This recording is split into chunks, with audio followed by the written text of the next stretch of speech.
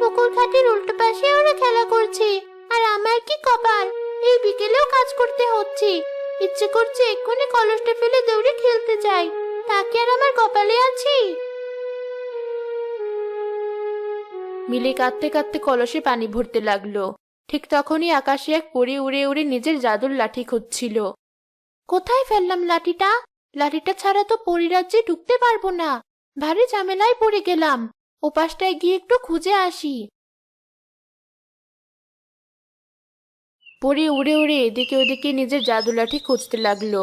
অন্যদিকে মিলি কলসে পানি ভরতে গিয়ে একটা সোনার লাঠি খুঁজে পেল। আশ্চর্য, এটা আবার কি? দেখে মনে হচ্ছে যেন সোনার লাঠি।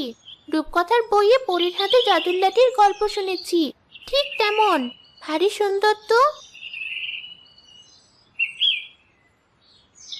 এটা যদি সত্যি কোনো জাদুর লাঠি হতো, তাহলে এক্ষুনি এটাকে এভাবে ঘুরিয়ে বলতাম, জাদুর লাঠি, এক্ষুনি আমার এই কলসে পানি ভরে দাও।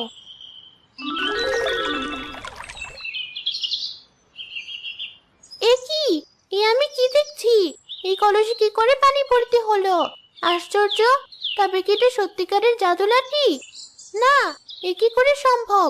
সামান্য একটা লাঠি কি করে কলসে পানি ভরবে? আরেকবার পরীক্ষা করে দেখি তো।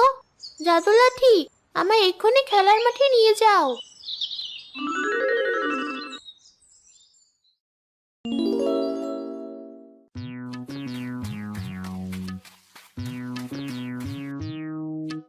কিরে মিলি, তুই এখানে? তোর কুটনি মামি তোকে এখানে আসতে দিল? আশ্চর্য, আমি এখানে এলাম কি করে? কিভাবে আবার? হেঁটে হেঁটে? এবার খেলতে চল। আমি আজ খেলবো না। ওদিকে মামি নিশ্চয়ই আমার জন্য অপেক্ষা করছে। আমি যাই। তোকে এমন দেখাচ্ছে কেন? আর ওটা কি তোর হাতে?